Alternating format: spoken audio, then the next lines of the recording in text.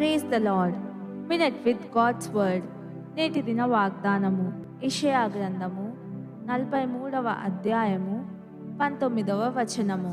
ఇదిగో నేనొక నూతన క్రియ చేయుచున్నాను, ఎల్లప్పుడూ ప్రభువునందు ఆనందించుడి, మరలా చెప్పుదును ఆనందించుడి. ఈ క్రొత్త సంవత్సరం దేవుడు మన జీవితంలో ఎన్నో నూతన క్రియలు చేయాలనుకుంటున్నాడు. ఇదిగో సమస్తమును నూతనముగా చేయుచున్నాను, పాతవన్నీ గతించిపోయాయి. గనుక ఈ సంవత్సరం ఒక క్రొత్త అభిషేకాన్ని, ఒక క్రొత్త దీవెనను, ఒక క్రొత్త దర్శనాన్ని, ఒక క్రొత్త ప్రత్యక్షతను, ఒక క్రొత్త స్వప్నాన్ని, క్రొత్త సమాధానాన్ని, క్రొత్త బలాన్ని, ఇంకా ఎన్నెన్నో క్రొత్త వాటిని దేవుని నుండి అపేక్షించు.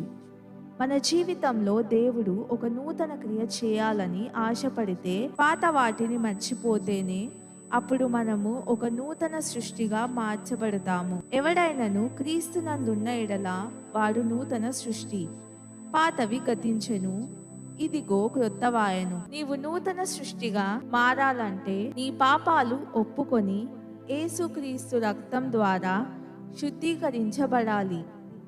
నూతన సృష్టికి నూతన పరచబడిన శరీరం, మనస్సు, ఆత్మ కలిగి ఉండాలి. మన చుట్టూనున్న వారు మన మాటలలోను, మన వైఖరిలోను, మన ప్రవర్తనలోను క్రొత్తతనాన్ని చూడాలి. ఈ రోజు నా సకలేంద్రియాలతో దేవుని మహిమపరుస్తాను. శరీరాశను కాని శోధనకు కాని నేనే మాత్రము లొంగను. సాతానుకు, పాపానికి దూరంగా ఉంటాను అని ప్రతిరోజు నీవు దేవునితో నిబంధన చేసి తరువాత నీ మనస్సును పరిశుద్ధాత్మునికి సమర్పించు. ప్రార్థన.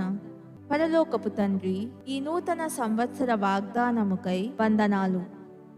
యేసు ప్రభువా, నీవిచ్చే వాగ్దానాలను గాని ఆశీర్వాదాలను కాని పొందుటలో తప్పిపోకుండానట్లు నీ ప్రశస్త రక్తంతో నన్ను సంపూర్ణంగా కడిగి నన్ను ఒక నూతన సృష్టిగా మార్చు.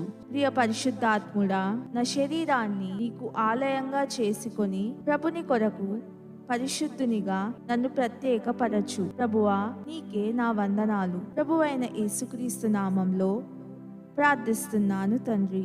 ఆమెన్.